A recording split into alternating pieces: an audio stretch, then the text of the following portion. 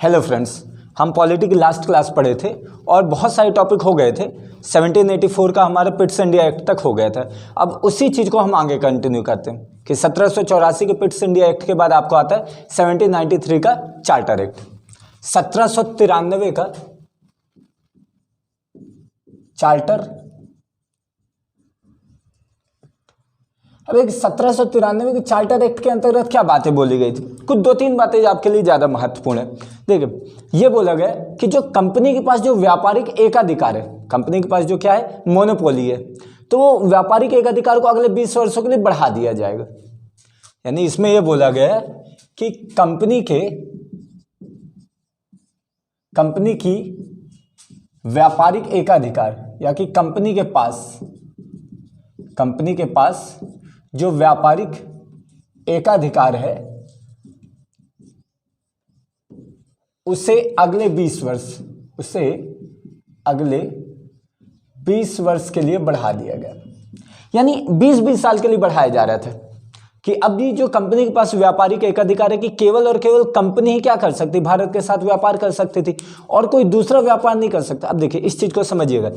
अब क्या हो रहा था, ब्रिटेन है, मान लीजिए ब्रिटेन है। अब ब्रिटेन में देखते देखते धीरे धीरे लोगों के पास क्या हो गई, पूंजी बहुत ज़्यादा जमा हो गई, लोगों के पास बहुत ज़्यादा कैपिटल हो गई। वहाँ पे भी क्या हो गए, बहुत सारे लोग जो है अब धीरे धीरे पैसा वाले हो गए और वो अब क्या करना चाहते, हर कोई प्रॉफिट कमाना चाहता है।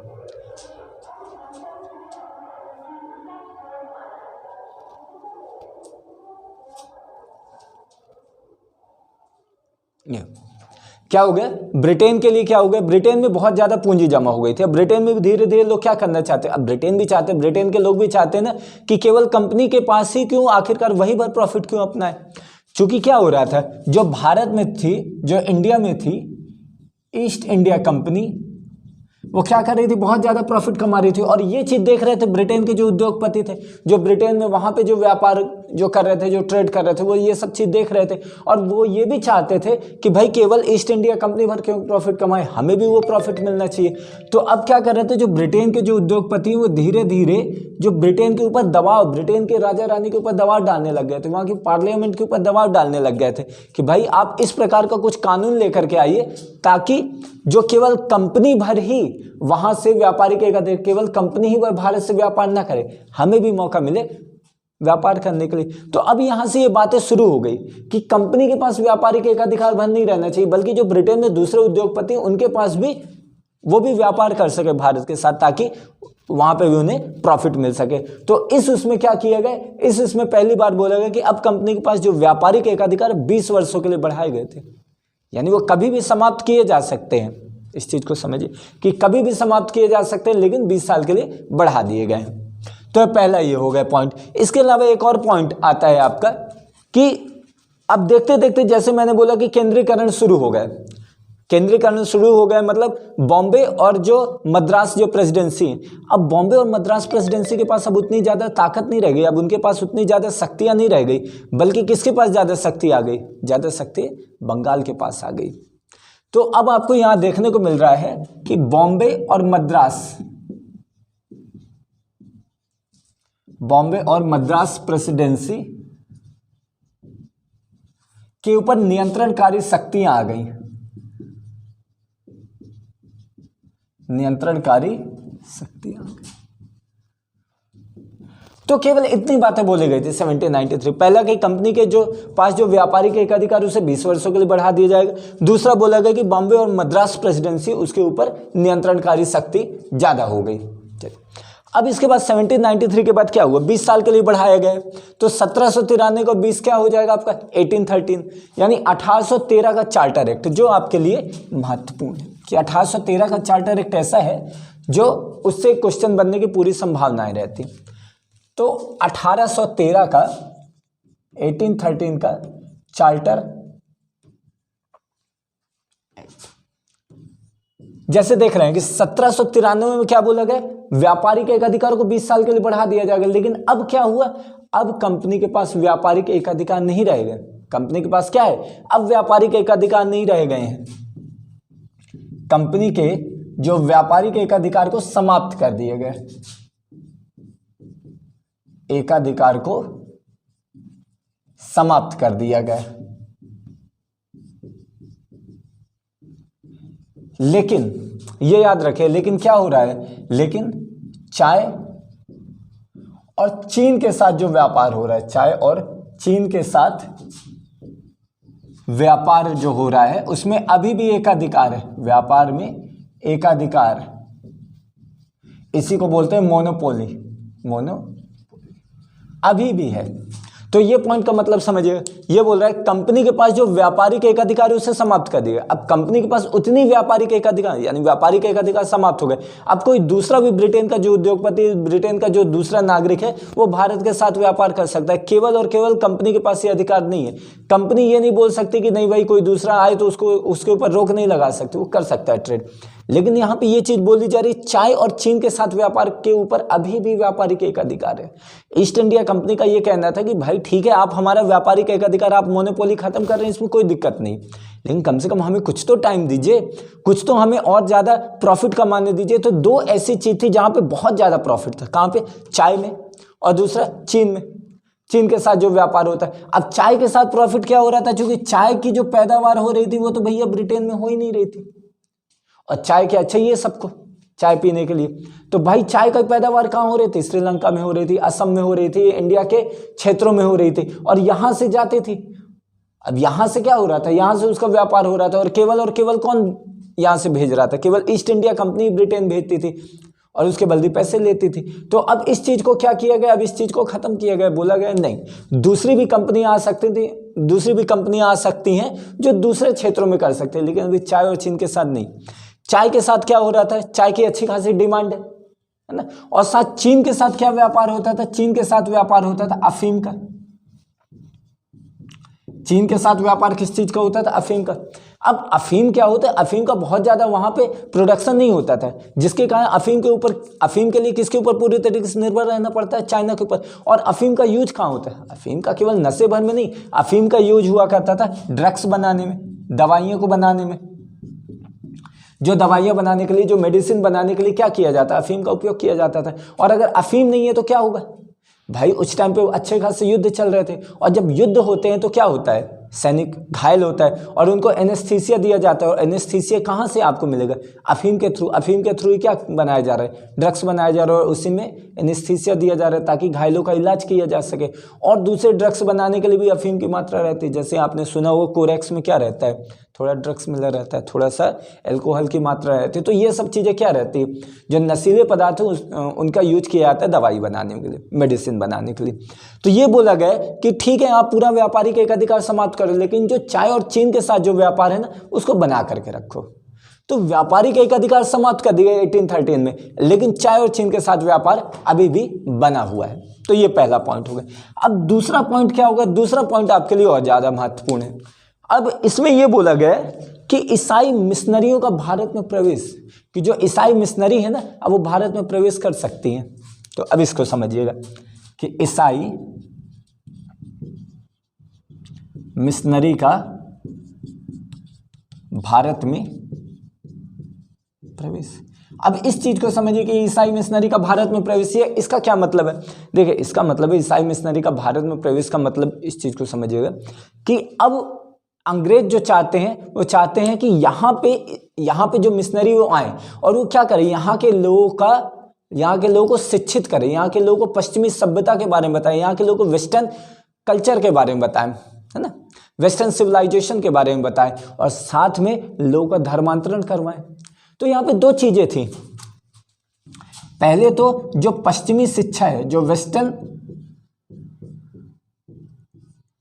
शिक्षा है, जो एजुकेशन है, उसको बढ़ावा देने के लिए, पश्चिमी शिक्षा के प्रचार प्रसार के लिए। दूसरा धर्मांतरण कराने के लिए, जो रिलीजन है उसको चेंज करने के लिए। तीसरा जो युद्ध हो रहा था, युद्ध किन किन के बीच हो रहा था, युद्ध हो रहा था अरब के बीच, क्योंकि अरब ही थे उस समय ज्यादा शक्तिशाली। अरबों और किसके बीच हो रहा था, ईसाइयों के बीच हो रहा था, अरबों और ईसाइयों के बीच हो रहा था। अब देखो अरब की संख्या तो अधिक है लेकिन ईसाइयों की संख्या कम है, तो ये चाह रहे थे कि भाई हम क्या करें, धर्मांतरण करा करके ईसाइयों की संख्या ज्यादा बढ़ा दें। जब ईसाइयों की संख्या ज्यादा बढ़ जाएगी तो ये अरब और जो ईसाइयों के बीच जो युद्ध हो रहा है, क्रूसेल्स का जो युद्ध हो रहा है, उस युद्ध को जीतने में कौन मदद करे, उस युद्ध को जीतने में मदद करेंगी यहाँ की पब्लिक। ठीक है, जब धर्मांतरण हो जाएगा तो हमारे साथ हो जाएंगे। और साथ में अब अगर आप चाहते हो कि आप यहाँ पे लंबे समय तक रुको और आप चाहते हो कि आप लोगों को ये बता सको कि भाई अपनी जो आपका शासन है उसको लेजिटिमेट ठहरा सको, उसको सही ठहरा सको, उसके लिए आपके लिए जरूरी है कि आप ये बताओ कि यहाँ के जो लोग हैं वो अपना शासन करने में समर्थ नहीं है। अपना शासन जब करने में समर्थ नहीं तो क्या हुआ, तो भैया कोई दूसरा आए उनका शासन करने के लिए। और उनका शासन करने के लिए आप क्या बता रहे हो, चूंकि वो कौन सी समस्याओं में घिरे हुए, वो अंधविश्वास में घिरे हुए हैं, वो जातिवाद में घिरे हुए हैं। और ये सब बताने के लिए कौन आएंगे, ये सब बताने के लिए आएंगे ईसाई मिशनरी। वो लोगों को बताएंगे कि भैया तुम्हारे धर्म में कौन कौन सी दिक्कतें हैं। अब शासक अगर जा करके बताए, जैसे अगर मैं ही टीचर हूँ, अगर मैं ही जा करके लोगों से बताऊं कि मैं अच्छा पढ़ा रहा हूँ, अच्छा पढ़ा रहा हूँ, अच्छा पढ़ा रहा हूँ, तो वो थोड़ी होगा। मैं कुछ लोगों को ढूंढूंगा जो मेरी बड़ाई करे, वो मेरी बातें उनके थ्रू ज़्यादा तक लोगों तक पहुँचे। तो मैं किसी स्टूडेंट को बोलूँगा कि बताओ भाई सर अच्छा पढ़ाते, तो वह स्टूडेंट जब बोलेगा तो बोलेगा नहीं भाई ये तो तटस्थ रह सकते हैं, न्यूट्रल है, सर की पढ़ाई नहीं करेगा, मतलब ये सही बोल रहा है। तो इसी तरीके से क्या हो रहा था, जो ईस्ट इंडिया कंपनी है वो अपने शासन को सही ठहराने के लिए क्या कर रही थी, वो ईसाई मिशनरियों को लेकर के आई थी ताकि वो लोगों को बताएं कि भैया उनके धर्म में क्या क्या दिक्कत है। और फिर बताएं कि भाई अंग्रेज आखिरकार यहाँ आए क्यों हैं, यहाँ के लोग को एक तरीके से जो इनकी जो समस्याएं उनको दूर करने के लिए आए हैं। वेस्टर्नाइजेशन को ये बात ये बोले कि इनको सभ्य बनाने आए हैं, इनको सभ्यता सिखाने, इनको पढ़ाने लिखाने, इनको एक तरीके से मॉडर्नाइज करने, इनको इंडस्ट्रियलाइज्ड करने के लिए आए हैं। तो ये सब क्या कारण था ईसाई मिशनरियों का भारत में प्रवेश कर। तो आई थिंक आप समझे होंगे कि ईसाई मिशनरियों का भारत पश्चिमी शिक्षा के प्रचार प्रसार के लिए, धर्मांतरण कराने के लिए और युद्ध में जीतने के लिए। युद्ध किन किन दो लोगों के बीच हो रहा था, अरब आपको मालूम है, अरबों के बीच हो रहा था और किसके बीच हो रहा था, ईसाइयों के बीच हो रहा था। तो दो लोगों के जो युद्ध हो रहा था वो युद्ध में ज़्यादा से ज़्यादा जीत हासिल करने के लिए।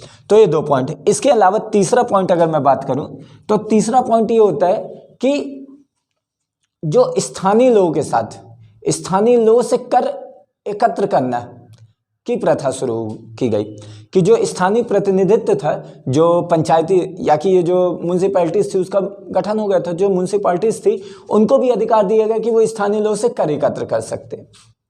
तो स्थानीय लोगों से कर एकत्र करने के लिए कहा गया। स्थानीय लोगों से बोला गया कि कर एकत्र करें, है ना। उनको अधिकार दे दिया गया कि वो अपने भी लोकल क्षेत्र में क्या कर सकते हैं, रेवेन्यू को कलेक्ट कर सकते हैं। रेवेन्यू को कलेक्ट करेंगे और भाई उस क्षेत्र का डेवलपमेंट कर सकते हैं। और उस रेवेन्यू को कलेक्ट करने से जो उनको कुछ थोड़ा बहुत प्रॉफिट आएगा वो अपने पास रख लें और बाकी हमें भी दे दें, तो भैया हमारा भी फायदा, तुम्हारा भी फायदा।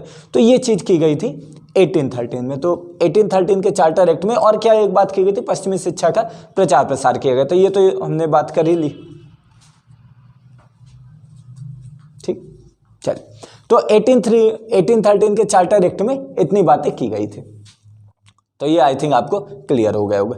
अब इसके बाद आते हैं अपन 1833 के चार्टर एक्ट में। अब इसके आगे अपन कंटिन्यू करते हैं 1833 का चार्टर, चूंकि 20-20 के साल के अंदर गैप हो रहा है। तो 1833 का चार्टर एक्ट, 1833 का चार्टर एक्ट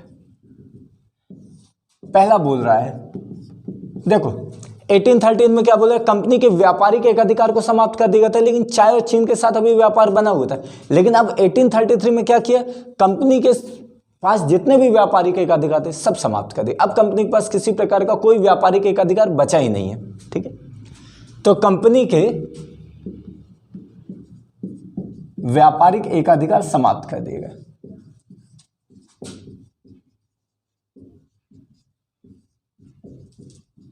समाप्त कर दिए। सेकंड, तो कंपनी के व्यापारिक एक अधिकार। अब दूसरी बात हुई थी, जो बंगाल का गवर्नर जनरल था, इससे पहले क्या किया गया था, जो बंगाल का गवर्नर जनरल था उसको नाम दिया गया था बंगाल का गवर्नर जनरल। लेकिन अब नाम चेंज कर दिया गया। अब उसको क्या कहा जाने लग गया, अब उसे बंगाल के गवर्नर जनरल की जगह क्या कहा जाने लगा, उसे भारत का वायसराय कहा जाने लग गया, ठीक है। नहीं, भारत का गवर्नर जनरल, चूंकि वायसराय तो बाद में आएगा, सॉरी। भारत को उसे क्या कहा जाने लगा, गवर्नर जनरल कहा जाने लगा। तो सेकंड, जो बंगाल का गवर्नर जनरल था, बंगाल का गवर्नर जनरल, उसका नाम क्या रख दिया गया, उससे नाम रख दिया गया भारत का गवर्नर जनरल।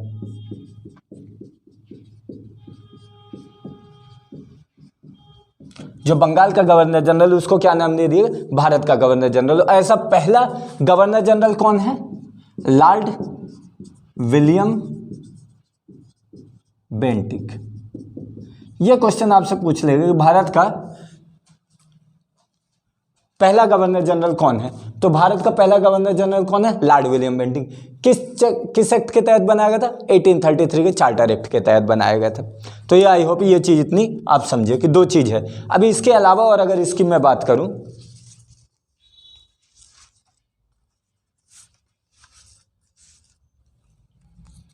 देखो अब और क्या किया जाने लग गया, और ज्यादा केंद्रीकरण।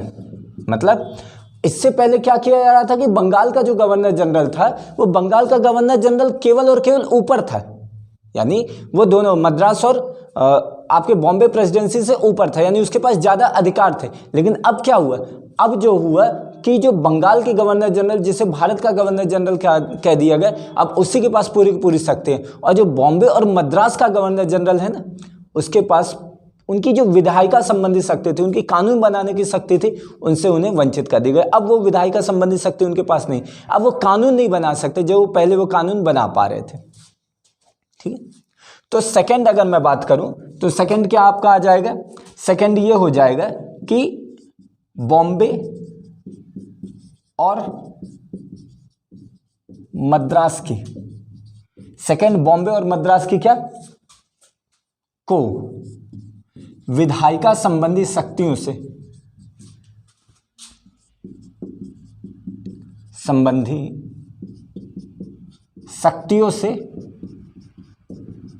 वंचित कर दिया गया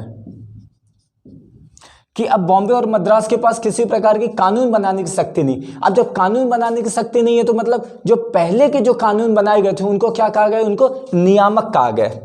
जो पहले जो कानून बने थे 1833 से पहले, उसको उन कानूनों को क्या कहा गया, नियामक। उनको क्या कहा गया, रेगुलेटर। नियामक इट मींस रेगुलेट करने वाले, जो नियंत्रित करने वाले। लेकिन अब जो 1833 के बाद जब अब भारत का जो गवर्नर जनरल अब बना दिया लॉर्ड विलियम बेंटिक को, उसके बाद जो अब कानून बनाया जाएगा उसे क्या कहा जाएगा, अधिनियम। उसे कहा जाएगा एक्ट। ठीक है, तो जो बाद में बनाया गया, मतलब कि जो 1833 से पहले जो कानून बनाए गए थे अब उन्हें क्या कहा जाने लग जाएगा, उन्हें कहा जाने लग जाएगा नियामक। और 1833 के बाद अब जो कानून बनाया जाएगा उन्हें क्या कहा जाने लग जाएगा, एक्ट। तो अगर ये भी आपसे क्वेश्चन पूछे कि किस एक्ट के तहत नियामक और एक्ट में या कि नियामक और अधिनियम में बदलाव किया गया था या कि उनको डिवाइड किया गया था, तो आप याद रखिए कौन से, 1833 के चार्टर एक्ट के तहत। बहुत सारे क्वेश्चन निकलते हैं ना, तो परेशान मत होइएगा। हर एक पॉइंट से आपको क्वेश्चन दिखता हुआ मिलेगा। आप चाहे कोई भी एग्जाम देंगे, हर एक जगह से आपको क्वेश्चन मिलेगा, तो इतना परेशान मत होइएगा। आप जितना पढ़ रहे हैं हर एक चीज़ का यूज है। और अगर अभी आप यहाँ पढ़ रहे हैं तो यही चीज़ आप हिस्ट्री में भी पढ़ेंगे। हिस्ट्री में और क्या आप पढ़ते हैं, यही चीज़ें तो पढ़ते हैं। और इकोनॉमिक्स में भी आप क्या पढ़ते हैं, इकोनॉमिक्स में भी जब आप स्वतंत्रता से पूर्व भारत की स्थिति पढ़ते हैं तो इकोनॉमिक्स में भी आपको पढ़ना पड़ता है, तब ना आप ये जानते हैं कि भाई स्वतंत्रता के बाद भारत की क्या स्थिति, क्या आर्थिक स्थिति है, तो वहाँ पर भी आपका यूज रहता है। तो आपको ये जो है चीज़ है ये आपको हर एक जगह देखने को मिलेगी। तो ये हो गया 1833 के चार्टर एक्ट। इसके अलावा और भी कुछ चीज़ें की गई थी, जो कही गई थी वो एक और, ये जो चौथा पॉइंट ये बोलेंगे कि सिविल सेवा की जो परीक्षा होती थी, जो आईसीएस का पेपर होता था, इंडियन सिविल सर्विस का पेपर, उसकी खुली प्रतियोगिता यानी ओपन कंपटीशन के बारे में बोला गया कि भाई जो सिविल सेवा के परीक्षा के लिए, सिविल सेवा की परीक्षा के लिए प्रतियोगिता या कि प्रतियोगी परीक्षाएं शुरू यानी कंपटीशन शुरू करने की बात की गई, ओपन कंपटीशन की बात की गई। लेकिन विरोध के बाद, अब विरोध किसने प्रदर्शित किया, जो ब्रिटेन के नागरिक थे या कि जो अंग्रेज थे उनके द्वारा प्रदर्शित किया गया कि भाई केवल और केवल सिविल सेवा की परीक्षा किसके लिए रहेगी? सिविल सेवा की परीक्षा केवल अंग्रेजों के लिए रहेगी, भारतीयों के लिए नहीं रहेगी। तो इनका विरोध के कारण इस कानून को पारित नहीं किया जा सका। इस कानून को पारित नहीं किया जा सका। यानी 1833 में आ गया था सिविल सेवा की परीक्षा को लेकर के भाई आईसीएस का जो इंडियन सिविल सर्विस का जो पेपर हो रहा है उसको क्या किया जाएगा, उसके लिए भारतीयों को भी शामिल किया जाएगा। भारतीयों को शामिल करने के लिए क्या किया जाए, ओपन कंपटीशन कर दिया जाएगा, खुली प्रतियोगिता है भाई, पेपर में भारतीय भी शामिल हो और अगर जिसका पेपर निकल रहा है उनको हम क्या बना देंगे, आईसीएस बना देंगे, सिविल सेवा के अधिकारी बना देंगे, कलेक्टर बना देंगे। लेकिन इसका क्या किया गया, इसका विरोध किया गया। किसके द्वारा पुरजोर विरोध किया गया? अंग्रेजों के द्वारा विरोध किया गया, क्योंकि उनकी मोनोपोली है इस पोजीशन में। और भाई जिसके पास पोजीशन ज़्यादा रहेगी, जिसके पास प्रशासनिक ज़्यादा क्षमताएं, वही तो राजस्व ज़्यादा से ज़्यादा कमा सकेगा। तो राजस्व कमाने के लिए क्या आपको चाहिए? राजस्व कमाने के लिए ज़रूरी है कि ये सब चीज़ें हों, ठीक है। तो ये वाली चीज़ क्लियर हो गई। तो ये 4th नंबर हो गए। अब इसके अलावा 5th नंबर की अगर मैं बात करूं तो 5th कोई इतना महत्वपूर्ण नहीं है। अब क्या हो गया, अब जो हो गई थी कंपनी पूर्ण रूप से प्रशासनिक कंपनी हो गई थी। इससे पहले भी था, लेकिन ये एक और पॉइंट लिख लीजिए, विशुद्ध प्रशासनिक निकाय बन गई, एक ब्यूरोक्रेसी इंस्टीट्यूशन बन गई। ठीक, तो इतनी चीजें 1833 में हुआ था कि कंपनी का व्यापारिक एकाधिकार समाप्त हो गए। बंगाल के गवर्नर जनरल को भारत का गवर्नर जनरल कहने लग गए।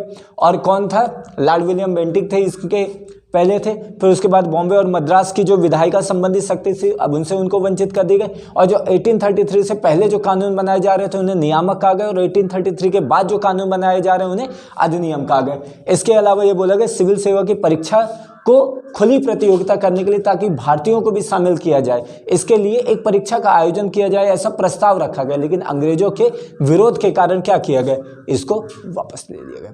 तो 1833 का ही है, ठीक है, 1833 का ही है। 1813 देख करके कंफ्यूज मत होइएगा। तो ये 5 चीजें आपको 1833 के चार्टर एक्ट इंपॉर्टेंट है, पेपर के दृष्टिकोण से भी इंपॉर्टेंट है और आपके सब्जेक्टिव दृष्टिकोण से भी इंपॉर्टेंट है। ठीक, तो अब 1833 के बाद अब 1853 में आते हैं, 1853 का चार्टर एक्ट। अब ये भी अपने में महत्वपूर्ण है। तो अब आते हैं अपन 1853 के चार्टर एक्ट की तरफ। सबसे पहला नंबर, जैसे अपने को क्या मिल रहा है कि सिविल सेवा की खुली प्रतियोगिता के लिए कहा गया लेकिन पारित नहीं हो पाया। अब क्या हुआ, 1853 के चार्टर एक्ट के तहत इसे पारित कर दिया गया। और 1854 में पहला नंबर 1854 में किस समिति के द्वारा? मैकाले समिति। ये आपके लिए महत्वपूर्ण हो जाता है, मैकाले समिति। 1854 में मैकाले समिति की अनुशंसा पर, उनकी रिकमेंडेशन पर क्या किया गया, भारतीयों को भी आईसीएस की परीक्षा में शामिल किया गया। आईसीएस इंडियन सिविल सर्विस की परीक्षा में भारतीयों को भी शामिल करने की बात की। और भारतीयों को शामिल कर किस तरीके से किया जा सकता है? खुली प्रतियोगिता, खुली प्रतियोगिता के माध्यम से आईसीएस के पेपर में भी शामिल किया जा सकता है, खुली प्रतियोगिता के माध्यम से। तो 1854 के मैकाले समिति के द्वारा। अब इसके बाद सेकंड नंबर अगर हम बात करें तो गवर्नर जनरल की जो परिषद है, जो उसकी विधायी परिषद, अब उन्हें भी 2 भागों में बांट दिया गया। ठीक है, तो गवर्नर जनरल की जो विधायी परिषद है, गवर्नर जनरल की क्या विधायी परिषद, विधायी परिषद, इन्हें भी 2 क्षेत्रों में बांट दिया गया। एक प्रशासनिक निकाय में बांट दिया गया और दूसरा राजनैतिक। एक प्रशासनिक निकाय में बांट दिया और राजनीतिक निकाय में। और इनकी सहायता के लिए 6 नए पार्षद को ऐड किया गया। तो ये इतना आप थोड़ा और याद रखिए कि भाई गवर्नर जनरल की जो विधायी परिषद, इससे पहले उनकी जो लेजिस्लेटिव काउंसिल थी, उनमें ऐसा कुछ विभाजन आपको नहीं देखने को मिल रहा है। लेकिन अब क्या किया, विभाजन कर देगा, अब उनको थोड़ा सा सेपरेट कर दिया गया, प्रशासनिक निकाय के रूप में कर दिया कि भाई एक अलग प्रशासनिक इंस्टीट्यूशन रहे। जैसे प्रशासनिक इंस्टीट्यूशन मतलब जैसे आपकी ब्यूरोक्रेसी होती, ब्यूरोक्रेसी क्या होती है, कानून को इम्प्लीमेंट करती है, उसको आप क्या कहते हो, कार्यपालिका। उसको आप बोलते हो कि प्रशासनिक कार्यपालिका, वहीं आपकी दूसरी होती है एक राजनीतिक कार्यपालिका जो आपका मंत्रिमंडल होता है। तो जो राजनीतिक कार्यपालिका कानून बनाता है, उन कानून को इंप्लीमेंट कौन कर रहा है? प्रशासनिक कार्यपालिका। तो वहां पर भी यही किया गया है, उस समय पे भी ये क्या किया गया कि एक राजनीतिक निकाय बना दिया। राजनीतिक निकाय का क्या काम होता था कि कानून बनाने, और इन कानून को इंप्लीमेंट कौन करेगा? प्रशासनिक निकाय। तो इस आधार पर अब चूंकि नए कुछ पार्षद जोड़ने थे तो 6 नए पार्षदों का भी गठन किया गया था। यह हो गया 2 नंबर। इसके अलावा कुछ स्थानीय प्रतिनिधित्व को भी शामिल किया गया था, यानी स्थानीय प्रतिनिधि जो लोकल रिप्रेजेंटेटिव, उनको भी, लोकल रिप्रेजेंटेटिव मतलब भारतीयों को भी शामिल करने की बात कही गई थी। तो इसके अलावा स्थानीय प्रतिनिधित्व को भी शामिल किया गया। जो स्थानीय प्रतिनिधित्व, जो लोकल रिप्रेजेंटेटिव, उनको भी शामिल करने की बात की गई थी। तो 1853 का जो चार्टर एक्ट था एक तरीके से आपको ये बातें करते हुए मिलता है।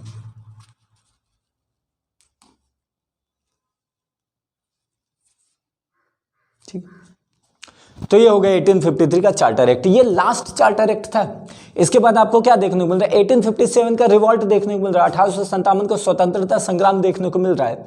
तो 1853 तक जो आपका था वो चार्टर एक्ट था। अब 1858 के बाद, जब 1857 का स्वतंत्रता संग्राम हो जाएगा, अब स्वतंत्रता संग्राम के बाद जो होगा वो क्या हो जाएगा? भारत शासन अधिनियम के अंतर्गत आ जाएगा। वो ताज का शासन कहलाएगा, वो सम्राट का शासन कहलाएगा। इससे पहले किसका था? कंपनी का शासन था। तो ये 1853 के चार्टर एक्ट तक क्या था? कंपनी का शासन। अब 1857 के बाद 1858 का क्या आ जाएगा? सम्राट का शासन। अब थोड़ा सा कुछ और चीजें मैं अगर आपको बताऊं कि 1857 का विद्रोह जो हुआ था,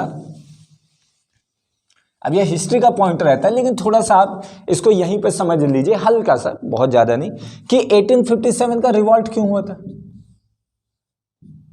देखो सबसे महत्वपूर्ण कारण क्या था? सबसे महत्वपूर्ण कारण तो यह था कि भाई लोगों को यह लग रहा था कि भाई उनके धर्म के साथ खिलवाड़ किया जा रहा है, क्योंकि बहुत सारे सामाजिक सुधार किए गए थे।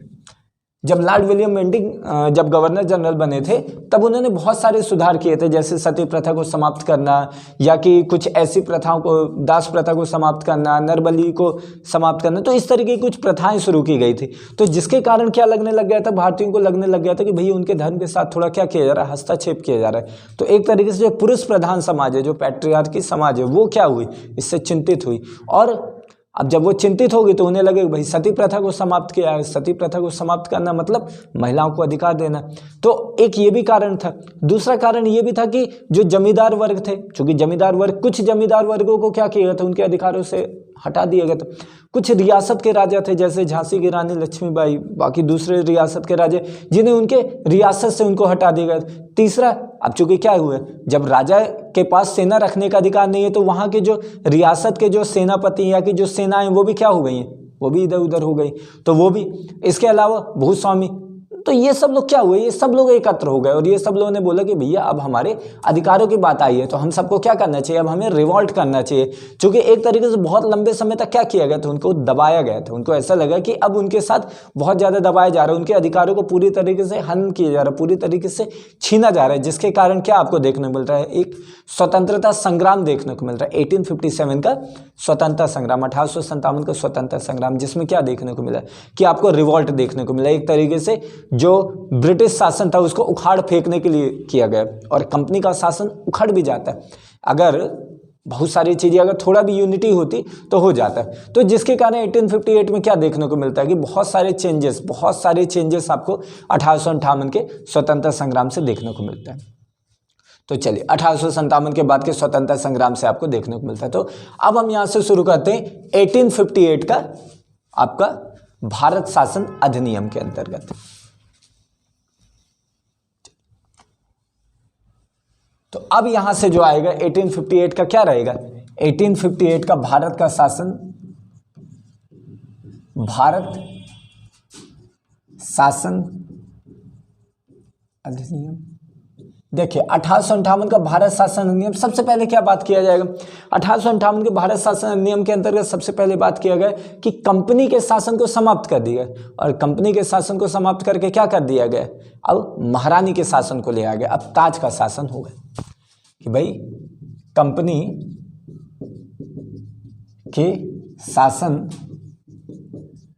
को समाप्त, जो कंपनी का शासन है वो क्या कर दिया जाएगा, समाप्त कर दिया जाएगा। अब इसकी जगह क्या आ जाएगा, अब इसके जगह ताज का शासन आएगा। अब इसकी जगह प्रत्यक्ष रूप से महारानी शासन करेंगी, प्रत्यक्ष रूप से उनके, पहले क्या हो रहा था, उनके द्वारा साइन किए गए चार्टर एक्ट के द्वारा शासन किया जा रहा था, यानी इनडायरेक्ट रूप से उनका हस्तक्षेप था, लेकिन अब क्या है, अब डायरेक्ट रूप से हस्तक्षेप किया जाएगा। इसके अलावा जो द्वैध शासन व्यवस्था थी, द्वैध शासन व्यवस्था थी, अपन पढ़े ना द्वैध शासन व्यवस्था, जिसमें board of director and board of control रहते थे, बोर्ड ऑफ डायरेक्टर और बोर्ड ऑफ कंट्रोल थे, तो द्वैध शासन व्यवस्था को समाप्त कर देगा। अब द्वैध शासन व्यवस्था, द्वैध की व्यवस्था नहीं रहेगी, अब इसको क्या कर देगा, इसको समाप्त कर देगा, और इसके जगह पे क्या लाएगा, इसके जगह पे लाएगा राज्य सचिव, भारत के राज्य सचिव के पद का सृजन किया गया, ठीक है। और इनकी सहायता के लिए कुछ कार्यकारिणी समिति का भी गठन कर दिया गया, कार्यकारिणी समिति का गठन कर दिया गया, भाई ठीक है तुम काम करो, और साथ में क्या किया जाएगा, हम क्या करेंगे, राज्य सचिव यानी क्या करेंगे, उनके कार्यकारिणी समिति के लिए कुछ कर दिया जाएगा। और ये जो राज्य सचिव रहेगा क्या रहेगा, ये ब्रिटेन की जो पार्लियामेंट है उसके प्रति ये पूरी तरीके से क्या रहेगा, जवाबदेह रहेगा, उनके प्रति ये अकाउंटेबल रहेगा। तो ब्रिटेन के पार्लियामेंट के तहत ये चीज हुआ। इसके अलावा जो अभी इससे पहले तक क्या था, गवर्नर जनरल का पद था, अब गवर्नर जनरल के पद को क्या किया, समाप्त कर दिया। अब गवर्नर जनरल के पद के स्थान पर क्या लेकर के आए गए, गवर्नर जनरल के पद के स्थान पर अब क्या लाया गया, वायसराय का पद लाया गया, वायसराय का पद लाया गया। तो इससे पहले क्या कहा जा रहा था कि भारत का गवर्नर जनरल, अब भारत का गवर्नर जनरल नहीं, अब भारत का क्या होगा, वायसराय होगा। और ऐसा पहला भारत का वायसराय कौन है, लॉर्ड कैनिंग। तो इसका नाम भी आप लिख लीजिएगा, लॉर्ड कैनिंग। तो ये अगर आपसे क्वेश्चन पूछे कि भारत का पहला वायसराय कौन है, तो भारत का पहला वायसराय कौन है, लॉर्ड कैनिंग। यहां तक क्लियर।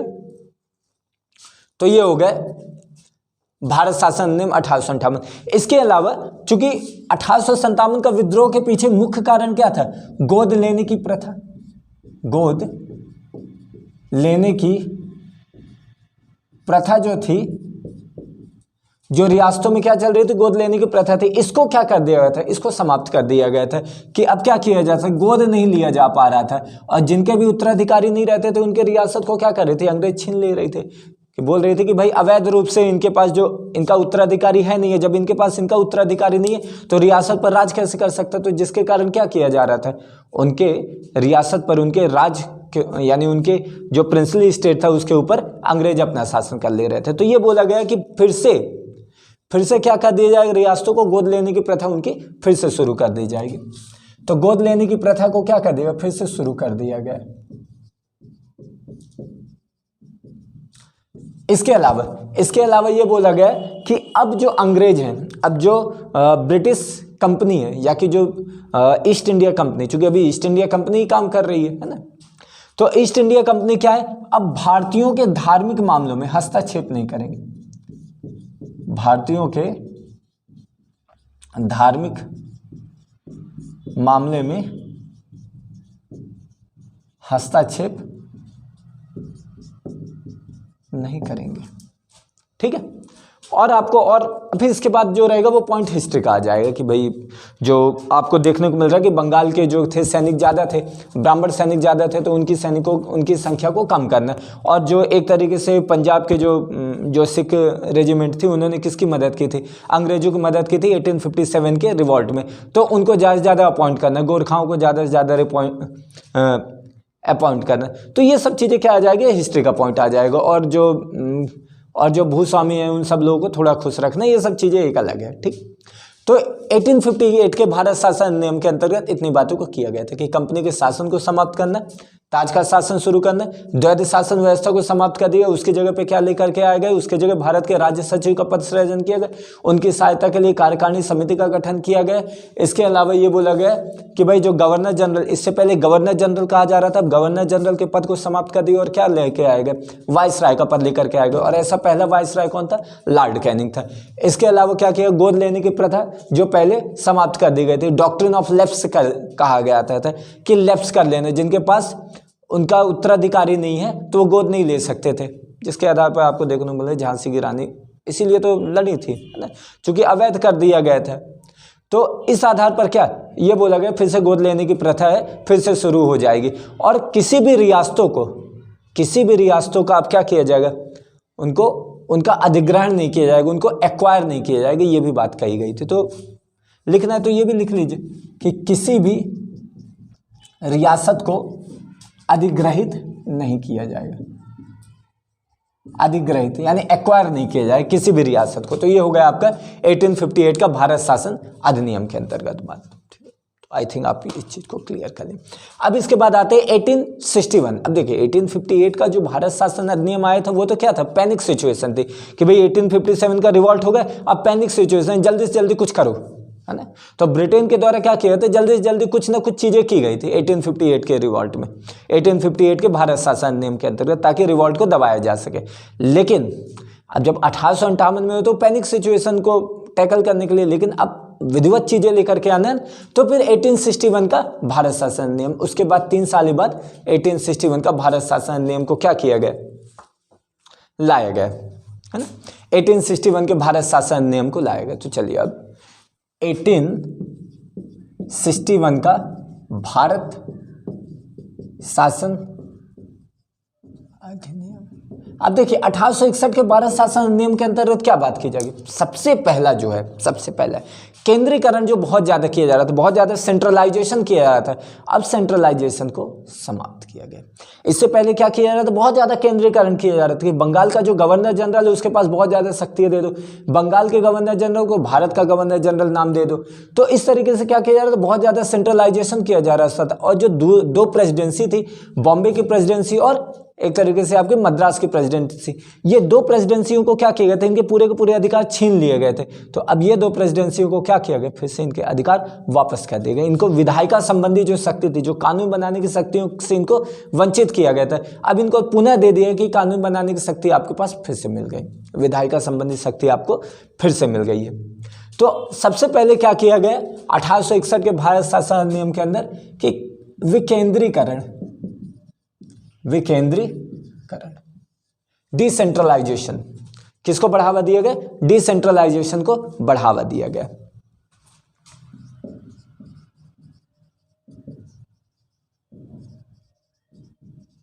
विकेंद्रीकरण को बढ़ावा दिया गया। इसके अलावा विकेंद्रीकरण में क्या किया गया, विकेंद्रीकरण में किया गया कि मद्रास और जो मद्रास और बॉम्बे के गवर्नर जनरल, उनको क्या कर दिया, उनकी विधायिका संबंधी शक्ति उन्हें फिर से वापस कर दी गई कि इनकी जो कानून बनाने की शक्ति है, शक्ति पुनः दे दी गई। तो विकेंद्रीकरण वाली शक्ति प्रदान की गई। थोड़ा मे भी अगर साउंड आ रहा होगा तो क्या है कि इधर उधर थोड़ी गाने वाने बज रहे हैं, तो इसके चक्कर में हल्का अगर साउंड भी आ रहा होगा तो थोड़ा सा उस नॉइस को आप इग्नोर करिएगा।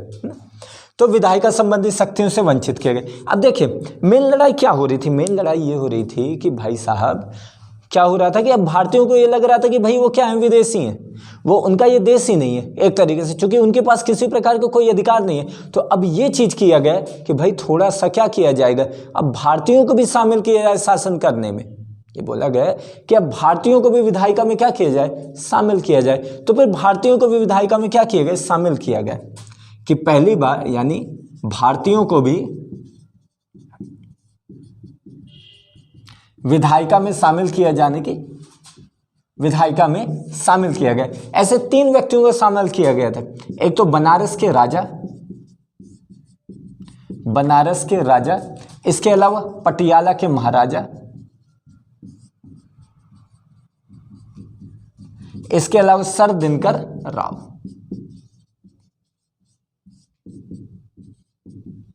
बनारस के राजा, पटियाला के महाराजा और सर दिनकर राव, ये 3 व्यक्तियों को क्या किया गया था, शामिल किया गया था। ठीक, भारतीयों को शामिल किया गया था कि भाई कानून बनाने की प्रक्रिया में भारतीय भी शामिल हो, ताकि भारतीयों को लगे कि नहीं भाई उनका भी ये देश है, वो भी कानून बना रहे हैं, वो भी शासन में, वो भी गवर्नमेंट में क्या कर रहे हैं, कुछ ना कुछ उनका कॉन्ट्रीब्यूशन है। और अब साथ में 1857 के विद्रोह के बाद जो भारतीय अब आ रहे हैं, जो पढ़े लिखे भारतीय आ रहे हैं, उनको ये लगना चाहिए कि भाई उनके लिए भी जगह है। तो 1861 में ये आपको देखने को मिल रहा है। इसके अलावा कुछ नई विधान परिषदों का गठन किया गया है, कुछ नई विधान परिषद का गठन किया गया। कौन कौन सी विधान परिषद का गठन किया गया था? तो नई, एक तो बंगाल, उत्तर पश्चिम सीमा प्रांत, उत्तर पश्चिम सीमा प्रांत, और तीसरा पंजाब।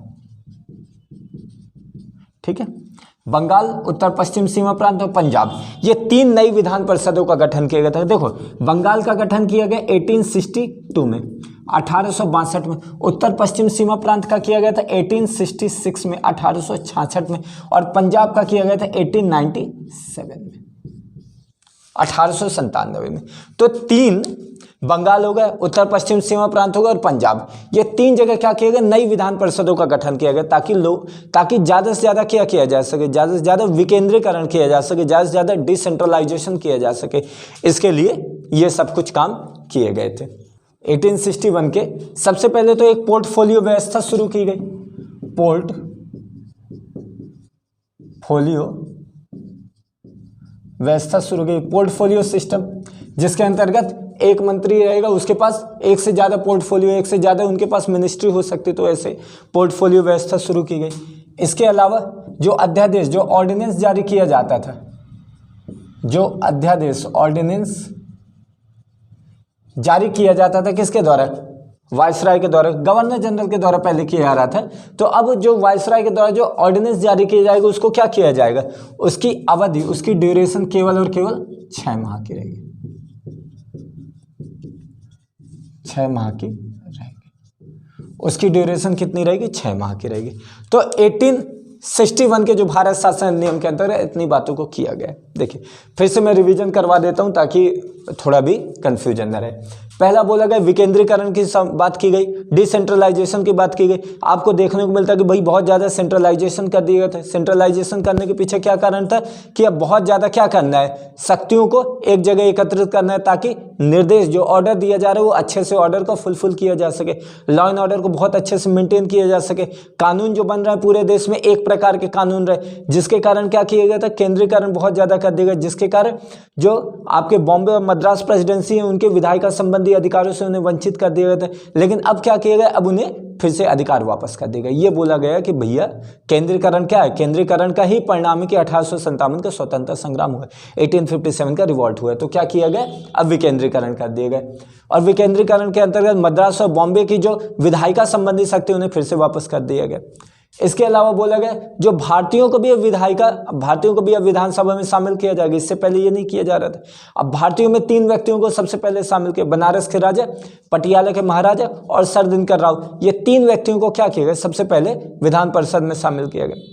इसके अलावा कुछ नई विधान परिषदों का गठन किया गया। कौन सी, बंगाल हो गए, उत्तर पश्चिम सीमा प्रांत हो गए, पंजाब हो गए। बंगाल का गठन किया गया 1862 में। आपका उत्तर पश्चिम सीमा प्रांत, या कि उत्तर पश्चिम सीमा प्रांत को क्या आप बोलोगे, नॉर्थ वेस्ट फ्रंटियर। ठीक है, नॉर्थ वेस्ट फ्रंटियर, उत्तर पश्चिम सीमा प्रांत का 1866 और पंजाब का 1897। ये 3 जगह आपको गठन देखने को मिलता है। एक आपको देखने को मिलता है पोर्टफोलियो व्यवस्था की शुरुआत की। पोर्टफोलियो सिस्टम मतलब एक जो व्यक्ति है, एक जो मिनिस्टर है, उसके पास ज़्यादा से ज़्यादा मिनिस्ट्री रहेगी, तो ज़्यादा से ज़्यादा कैबिनेट उसको मिल सके, ज़्यादा से ज़्यादा उसके पास ऑफिस आ सके, ताकि एक तरफ तो आप क्या कर रहे हो, विकेंद्रीकरण, लेकिन आप मिनिस्ट्री में क्या कर रहे हो, सेंट्रलाइजेशन कर रहे हो। तो पोर्टफोलियो व्यवस्था शुरू की गई। इसके अलावा और क्या किया गया, इसके अलावा बोला गया जो अध्यादेश, जो ऑर्डिनेंस जारी किया जाता है, अध्यादेश जारी तब किया जाता है जब सदन ना हो, जब सदन क्या रहे, जब सदन सदन अवसान में रहे या कि सदन उपस्थित न रहे, किसी भी कारण से क्या किया जाए, जो पार्लियामेंट है वो उपस्थित नहीं, या कि उनको डिसॉल्व कर दिया गया या कि दूसरे कुछ रीजन के कारण सदन काम नहीं कर पा रहे, तो उस समय क्या है, कानून बने रहे, इसके लिए क्या किया जाता है, ऑर्डिनेंस जारी किया जाता है, इसके लिए अध्यादेश जारी किया जाता है। तो उन अध्यादेशों को बोला गया कि उनकी अवधि पहले फिक्स कर दी जाए, 6 माह की कर दी जाए, 6 मंथ की कर दी जाए, जो अभी हमारे देश में है ना। हमारे देश में राष्ट्रपति के द्वारा क्या किया जा सकता है, ऑर्डिनेंस जारी किया जा सकता है, और वो केवल 6 माह के लिए रहेगा। 6 माह के बाद फिर जब दोबारा उनको किया जाएगा तो 6 माह के बाद 6 सप्ताह तक और रह सकता है, तो 6 मंथ प्लस 6 वीक। इसको अपन जब आगे पढ़ेंगे तब देखेंगे, ठीक है, कि वो भारत में क्या है, लेकिन यहाँ पे आप थोड़ा समझिए। तो 1861 का भारत शासन नियम तक अपन पढ़ लिए, तो आज के लिए इतनी चीज़ें काफ़ी है ना। इसके बाद जो रहेगा फिर वो आगे हम धीरे धीरे पढ़ते जाएंगे। अब क्या है कि थोड़ा टॉपिक लेंदी है, लेकिन करना तो है ना, तो धीरे धीरे पढ़ते जाएंगे। महत्वपूर्ण टॉपिक है, इंपॉर्टेंट टॉपिक है, इससे क्वेश्चन बनते हैं, चाहे किसी भी एग्जाम को देख लेंगे आप, क्वेश्चन बनेंगे, तो बेहतर है कि आप चीज़ों को और अच्छे से समझें। और अगर आपको और कहीं पे कोई डाउट लग रहा है तो वो आप क्या कर सकते हैं, कमेंट बॉक्स में डाल सकते हैं, उसको हम अगली वाली क्लास में उसको हम थोड़ा सा मैनेज करेंगे। तो आज के लिए इतना ही है। तो जो भी लोग हैं अगर सब्सक्राइब नहीं करें तो करें, और ज़्यादा लोगों तक पहुंचाएं, ये तो एक तरीके से फॉर्मेलिटी है। अगर आपको लग रहा है कि ये चीज़ें कंटेंट आपके काम की है, आपको फ़ायदा दिला रही है, तो उन लोगों तक भी पहुंचाएं जो उतना अच्छा कंटेंट नहीं प्राप्त कर पा रहे। हालांकि मैं बार बार यही बोलता हूँ, कंटेंट बहुत ज़्यादा एक्सेस में है, ये ज़्यादा दिक्कत है, लेकिन अगर आपको सही लग रहा है देन आप इसको ज़रूर शेयर करें और कोशिश करें कि ज़्यादा से ज़्यादा लोग देखें। जो लोग जुड़े हुए हैं वो जुड़े रहें, तो ताकि आज का क्या है कि हम इस तरीके से चीज़ों को ख़त्म करते रहें। तो ये वाला सेगमेंट आज हम यहीं ख़त्म करते हैं। So thank you very much for this class.